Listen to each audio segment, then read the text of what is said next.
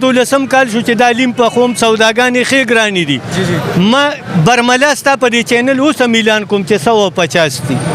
150 پلیټ کې دغه گزاره کیږي؟ بالکل ښه گزاره کیږي. زما د بچو 100 روپۍ د روجماتي خرچه ده او دا مال الله رب العزت راکوي. شکر الحمدلله. خلک دي دا غوي وسته کپړو غستونه کیږي نو دا غوي د وسنه کپړې واخلي او هغه ورکه د وسنه به ټلران ناخلي او باقي موضوع ان شاء الله د اختر نه یو دوه ورځې مخکې په دې باندې. السلام علیکم ګرانو کتونکو، ډیلی خبر نه تاسو قربه جلال صاحب تاسو خدمت کې حاضر دي. کتونکو موجودي متخبه کې لومبۍ روزه ده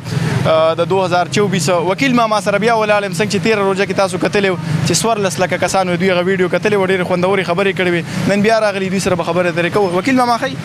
السلام علیکم ورحمت الله وبرکاته. امید لرم چې روغ به جوړ به خوشاله به او الله م روغ جوړ او خوشاله ساته. میاشت د رمضان ده، تمام مسلمانانو ته مبارکباد ورکوم چې الله رب العزت زمونږ په ژوند کې بیا د بختوره میاشت راوسته او فخر کو په دې باندې چې دواړو جانو سردار په مبارک په امت کې الله پاک پیدا کړی او الله نه ځان مظلومان غواړو خو ظالمان نه غواړو. او خاص مدار تمام مسلمانانو رونو خويندو ته چې د خو اخلاق او مظاهره وکي، د ښه معاشري او د ښځې دوه خبرې ضمانت دي، ښه اخلاق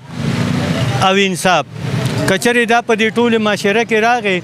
نو ان شاء الله امید لرم چې بیا به مغسې د اجرې تازه شي په کومه کې چې به خلکو په سیکړو مسخوتنې ناسته کوله، د یو بل پوښتنه به کوله، په یو بل به خفه کېدل. نن چې دا نفسي عالم دی نو د هغې وجه دا ده چې موږ ماده پرستۍ طرف ته لاړو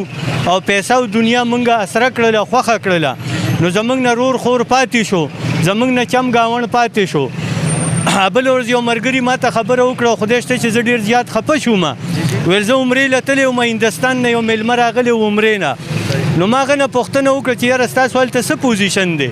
وی چې یاره موږ خو نیمې پیسې او پاسپورټ جمع کړو او دا نیمې پیسې موږ له حکومت جمع کوي. نو ما یاره افسوس چې دلته خو پکې کمیشن غواړي، په حج کې او په عمره کې مو. نن که تاسو علمیه زمونږ وګورئ نو په جومات کې زمونږ زړه نه لګي. لا مطلب دا دی مولوي صاحب سلام نه ګرځولې، دعا نه شوي. موږ هغه نفس دومره په مخ اخیستی چې په جومات کې هم تنګ یو. او هغه حاجي صاحب ته مې وویل چې په کعبه شریفې کې ستاسو څه پوزیشن و؟ ویل چې قسم دی هلته هم دا کیفیت دی چې سړی وایي چې دا طواف په کله پوره شي چې زه د دې ځای نه وځم. نو د دې وجه څه ده چې زموږ د زړه نه او د سینو نه هغه روحانیت لاړو، هغه مینه محبت لاړو. نو لہذا زما دا خواست دی چې د هر څیز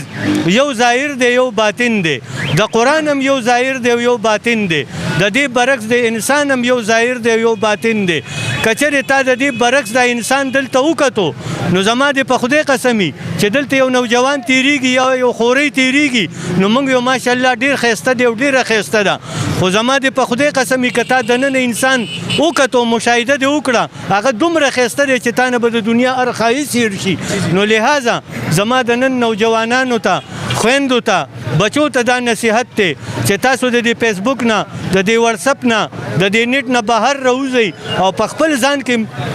مطلب دا دی غوري شئ او د دې دننه انسان مشاهده وکړي. روزه دا وکیل ما معلومبۍ او د ګرانې پوزیشن د چې تا ته وړاندې د بازار کې ولاړ خپل روزګاری سړی سوي دی حوالې سره صرف پیاز په 300 روپۍ کیلو شوي دا باقي خبرې ورسته دي دی حوالې سره سوي د دې حوالې سره. خو زما دا تمام مسلمانانو رونو خویندو ته دا خواست دی چې په دې روزه کې که فرض که ته په عام ورځ هم زه دا خبره کوم چې یوازې روزه نه، دا زما 12 کال شو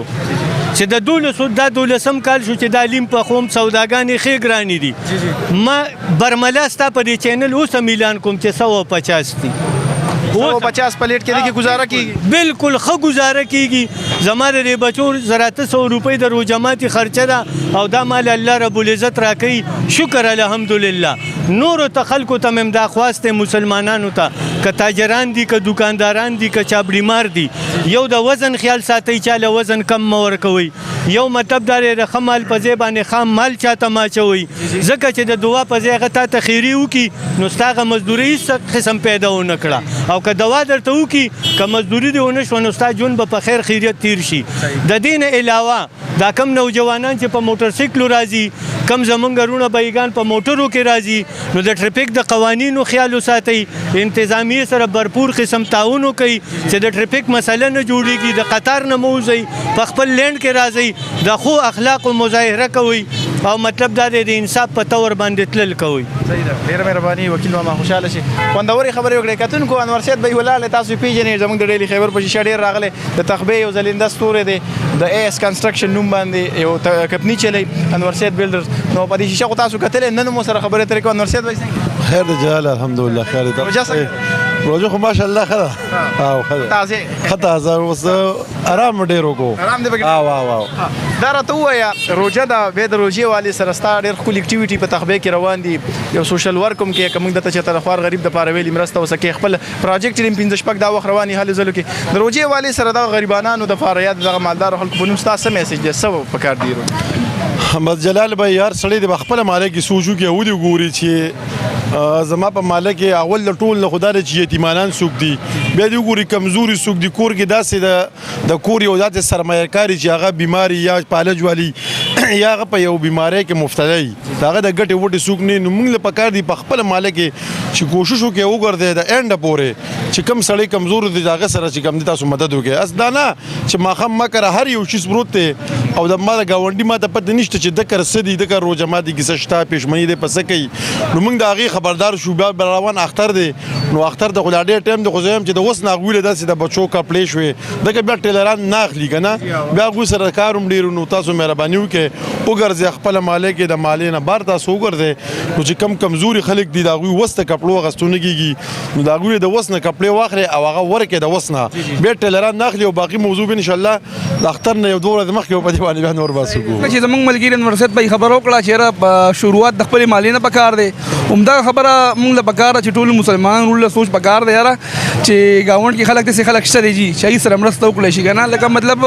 مزدور کار ته کم پکې را غریب خلک هم پکې دي چې مطلب د شپږ سوه روپیا غي دیاړي ده کنه